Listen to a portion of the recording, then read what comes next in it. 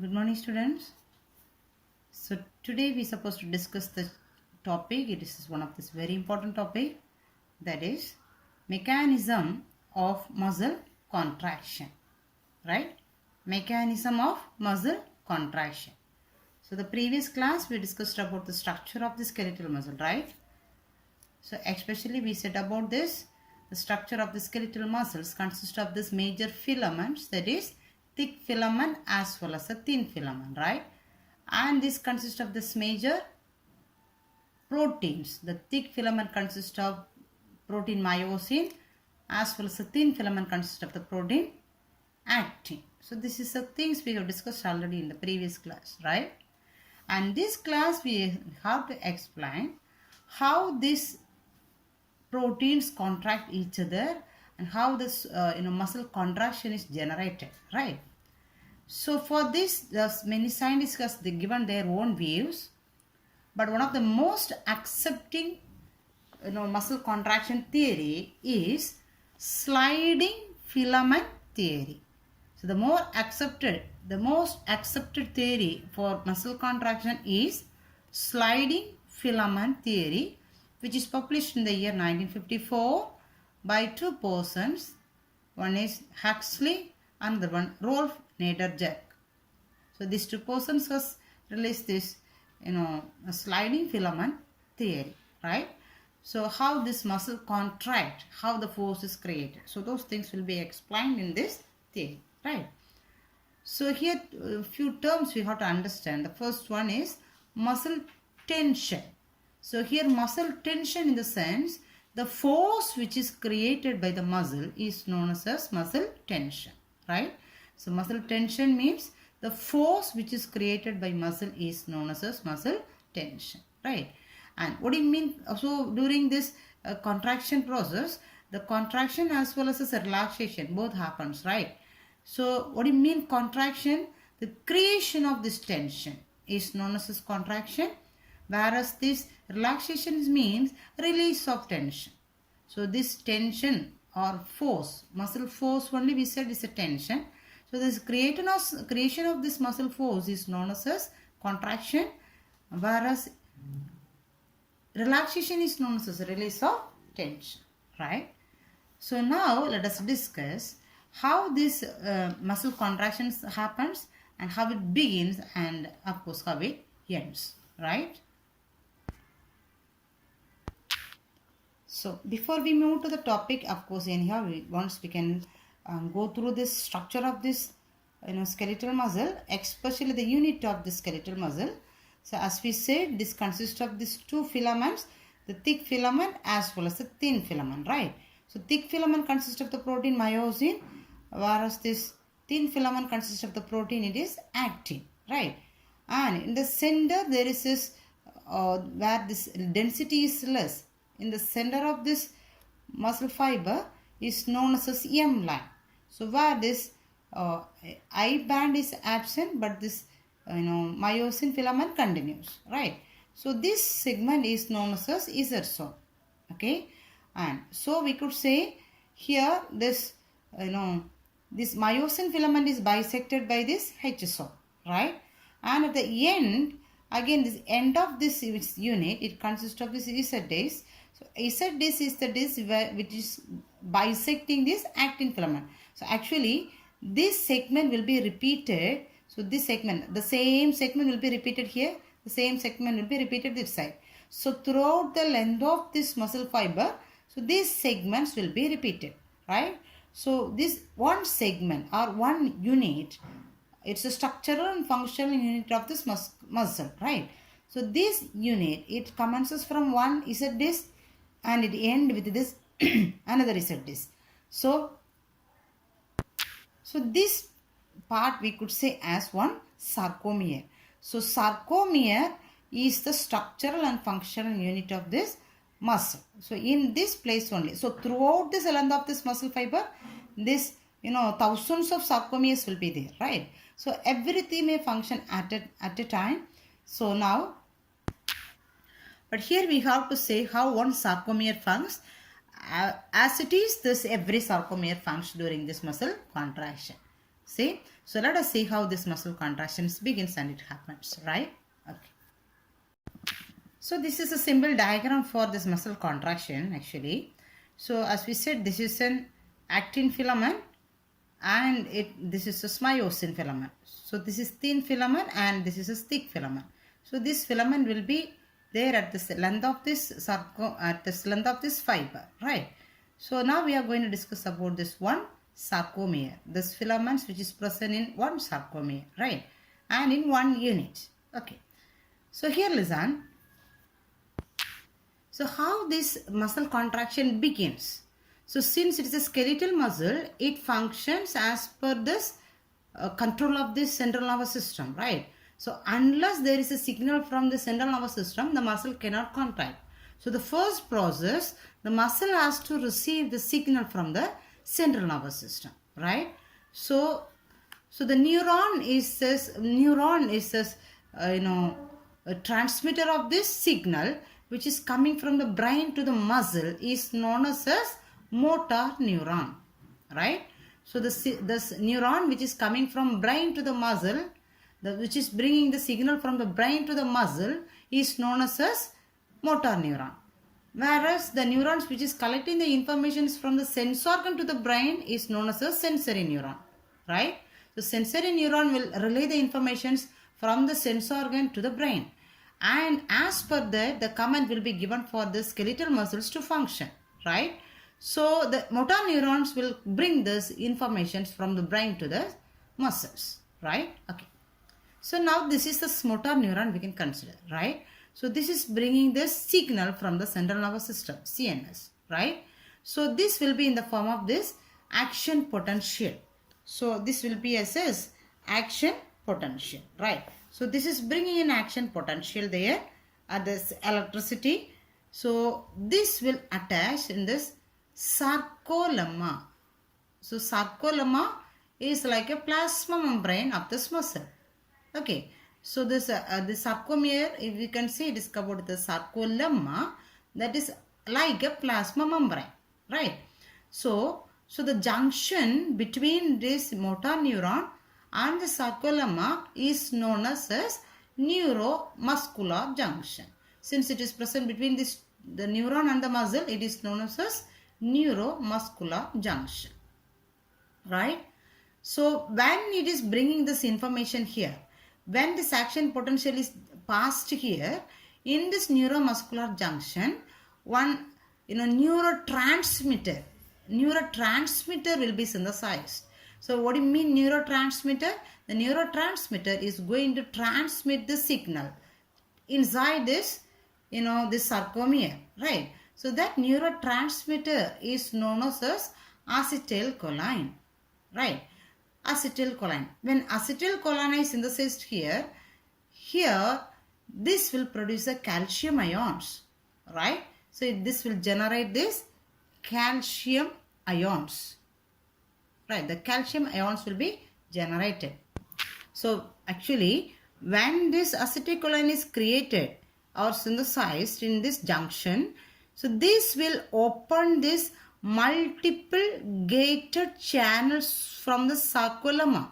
So this gate will open, many gates will open in the sarcolemma for the transmission of this acetylcholine. So this acetylcholine has to be transmitted inside. Okay, so through these T tubules. So the previous class we said is a T tubules is the extension of this sarcolemma. So through the T tubules, these impulses will be transmitted, right? So how it will transmit? This acetylcholine will open the gate here. Multiple gated channels they said. This is the channel. Through this channel only, these impulses will be transmitted.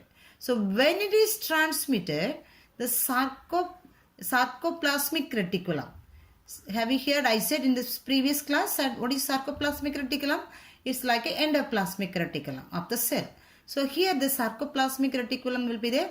The sarcoplasmic reticulum will generate this calcium ions, right? Calcium ions. So that calcium ion will activate. So it is moving inside here. Then this calcium ion only going to start this binding of this myosin as well as this actin, right? So now let us see how it begins and how it is going to attach each other, right? So for this calcium ions which is released from here will attach on this troponin.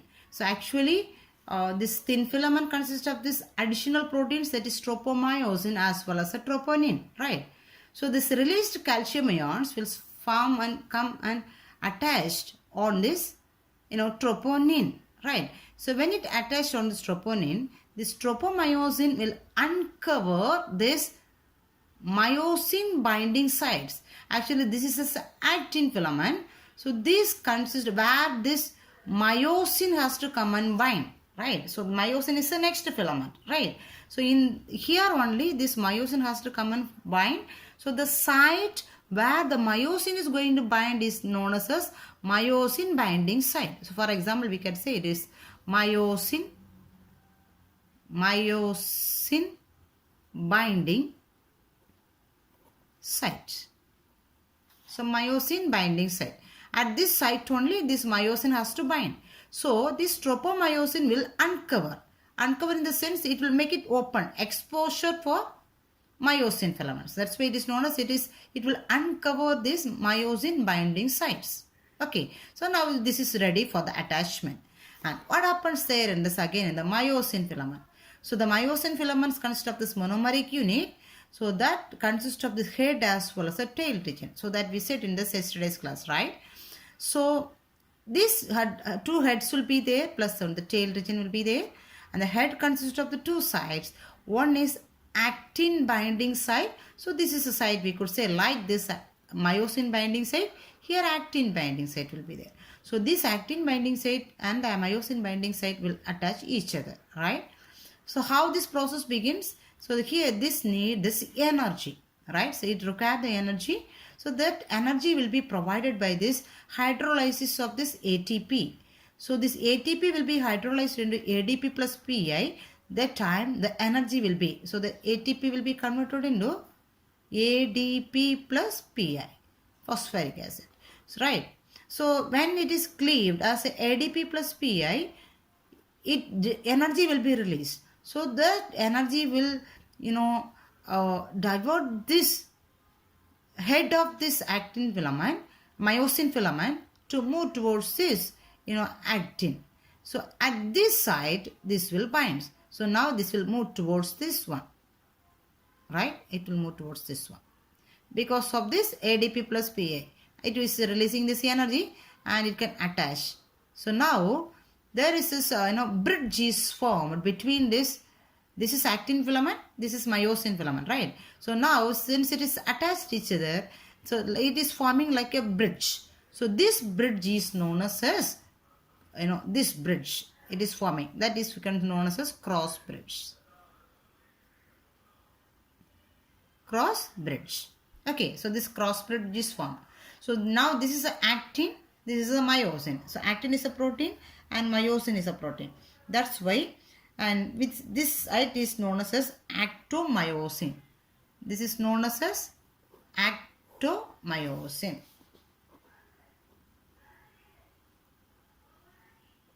Right? Since actin is there as well as myosin is there. So we could say it is as actomyosin. Right? So now it is attached here. Right? Just listen. It is attached here. Then what happens at next? So now this is in this 90 degrees Celsius we could imagine. So it is in the straight, like a straight. Right? Now it is in this 90 degree position. It is in the 90 degree position now. Right? Then what happens? This will bend into 45 degree. So which means this will bend here. If it will slightly, it will bend here. So when it bends, this degree they said it's the 45 degree. When it becomes 45 degree, this actin filament, so this actin filament just it will move forward. Understand? So now it is it's in a straight line. It is attached here, right? So when it bend, this actin filament will move a little forward, right? So afterwards what happens? This ATP will come and find here. So this energy is released. So again it will come to its original position. right? It will bend as here, like its normal position. Then what happens again? This process begins. Then ATP will be cleaved as ADP plus PA. Then energy will be produced. Then it will go and bind with this. Since it is moved forward, it will go and bind with the next actin site. Okay. So what is the next process? Again it will bend. When it bends, this will be more little more fast, one step forward. Okay. How it will remove? Because this ADP plus PA is removed from here. This energy is over. So again it will come to the original position. So right, like as O in this, in this water, when this boat moves, the people say they will move one instrument, right, to push this water backward. That is known as oar. So like a oar, it will be pushed. So this actin filament is moving one step forward. So by this method, actually this contraction happens. When it moves here, likewise the whole sarcomere throughout the length of this muscle fiber is moving forward, right? So how it happens, listen. So look at this sarcomere figure, right? This is sarcomere. So as we said, this is a thin filament and this is a thick filament, right? So from the thick filament only, the head will move towards this actin filament. So just imagine in both the sides, the head will move here, attach here, and like a stroke. So when it is moving from the 90 degree to 45 degree, that is known as a power stroke. That is known as power stroke. One force is given. That is known as power stroke. So this will, from this myosin filament, it will attach in the actin filament. So when it's bent forward as 45 degree, this both the actin filament will move towards this M line. So this is the M line, am I right? So these two will move towards this M line, right? So here you have to notice one thing. During every movement, so every stroke or power stroke, this myosin filament remain constant. The thick filament remain constant. This is not contracting. Meanwhile, this thin filament only is moving towards this M line, right? And listen, one more thing. So this is the M line and this is the Z line, right? So this is Z, this is Z, and this is M. So this both I filament is moving towards this M line by this power stroke. So what will happen there? The whole Z lines is moving inside, right? So that's why they said it is sliding over. So this I band will slide over on this myosin filament. So this thin filament slide over on this thick filament, right? So that is known as sliding filament hypothesis. Okay. So this they have explained as is this process, entire process they explain as a figure that we can see. So this is the first step, listen. So this is thin filament as well as this is a thick filament, right? So the thick filament consists of this monomeric unit and the monomeric unit consists of this head as well as a tail. And this is a thin filament, and in the first step as we said, and this neuron will bring the signal. Motor neuron will bring the signal. When it brings the junction, we said it's a neuromuscular junction. In the junction, acetylcholine is released. When acetylcholine is released, it will open the gates in the sarcolemma, right? The sarcolemma, the gate will be open. Then the acetylcholine move inside.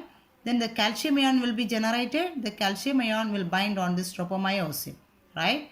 And so this is beginning process. Then what happens at first? This myosin filament will move and attach here towards this actin binding site of this actin filament. How it attached? Because ATP will be hydrolyzed into ADP plus PA. During this process, this head will move and attach. Myosin head attached with this actin. Understand? This is first process for this movement. Okay. And what will be that? The next. So this is second process. What happens again there? This ADP plus PA will remove off from there. Okay. So what happens? This will bend. The head will bend from 90 degree to 45 degree. Okay. So when it bends, what happens there? This actin filament will move forward. Right? So it is the second step we can say. It is moving towards this M line as we said like this. Right? Okay. And this is the third step. What happens again? The ATP go and bind here.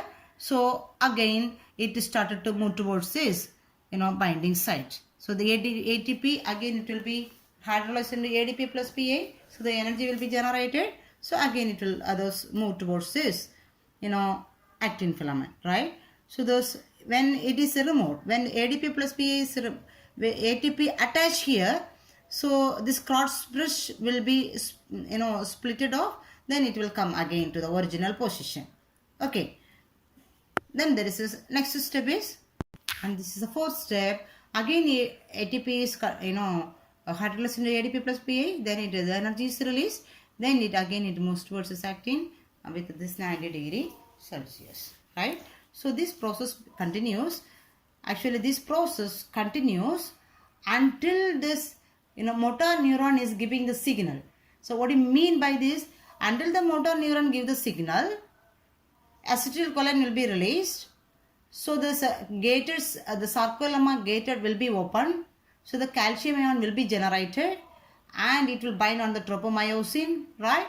So every processes will be going on continuously until this signal comes from this motor neuron. So until the muscle contract, until the need of the muscle contraction, the signal will be given. So when the process over, the signal will be stopped from the central nervous system. So what do you mean? Oh, the process is over. So this since the signal is not there, potential is not there, acetylcholine will not be secreted and calcium ion will not be secreted, and it will come to the relaxation state, right? Okay, that's all about this mechanism of muscle contraction, right? So look at this first figure. So before contraction, it will be the original position of this sarcomere, and after contraction, it will slide over each other. So that will be like this. Listen. So this I band slide over each other on this A band, right? Thick filament. So this is so when it pull it each other towards the CM line, the total sarcomere is pulled each other, right? So the total AZ disc is moving, pulled each other inside. So the muscles contracts. So likewise, so throughout the length of this muscle fiber, everywhere the contraction happens. Understand? Okay. So that's all about this muscle contraction. So the next one is regarding the types of muscle contraction. So there are also varieties of contraction. Types of contractions will be there because as per this work which we do, for example, for working or walking or running or for sleeping, so this force we apply may change. Okay, so as per that, this muscle contraction, as well as this length of this muscle also change. So as per that, it will be divided into two types, that is isotonic contraction as well as isometric contraction. So the first one is isotonic contraction. Here example, if you say, when they lift any heavy weight, they are lifting it. So when they lift this one, of course, the elbow has to bend. So that's why the biceps muscles which is present in the hand, the muscles will contract. Okay. But the force will be remain constant. So the force, there is no change in this force which they are applying there, right? So the tension don't change, but the muscle strength, the muscle length will shorten, right? When they lift any heavy weight, right? The second one is isometric contraction. Here just example, we could say they are, they are holding this one heavy weight. They are not lifting it up. When we hold one heavy weight, of course this force we have to give until we hold this back, right? So that's why they said the force will change. So first it may be less, but when the time increase, we have to give heavy force there. But this muscle length do not change. Since we are not lifting it, the muscles the length remain constant. When we lift only, the muscles contract, those muscle length will change like isotonic contraction. But whereas in case of this isometric contraction, since it is not lifted, muscle length don't change at all, right? So there is this two types of contraction we could say. That is isotonic contraction as well as isometric contraction, right? That's all about this muscle contraction, right? So this is one of the last topic given in this chapter about this types of joints, which is belongs to this skeletal system. So a skeletal system, we know it consists of this several bones, 206 bones, and each bone is joined with each other by some joints. So if there is no joints, this movement will not be possible. It will be as immobile, right? Since there is a joint is there between the legs, for everywhere, in the finger even, everywhere there is a joint. So the 206 bones are joined with each other by a joints. Okay. So that is connected with each other by a joints. So these joints are three types. They have totally classified into three. The first one is the fibrous joint. Okay. So fibrous joint, especially we could say it is present in this, skull region. Actually, it is that we could say it is a sutures. They say it's the name of this joint is a sutures. It is present in the skull. Actually, it's an immobile joint. This is a joint only, but it is an immobile joint. Okay, so it is present in the skull. That we can say as fibrous joints. Okay, and the second joint is cartilaginous joint. Cartilaginous joints. Okay, so this joint is present in cartilaginous joint is present in this vertebral column, right? Vertebral column. So vertebral column backside backbone is there. So we could able to bend or be straight with the help of this flexibility of these joints only, right? But it is a joint is there. That's why we could able to bend. But it is a little movement only will be produced from here. Okay, not like as heavy movements. So slight movement only will be produced with this cartilaginous joints. Okay. And the last one is a synovial joint actually. The name is synovial joint.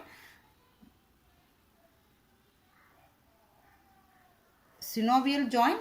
But this synovial joint is present in this. It is a freely movable joint we could say.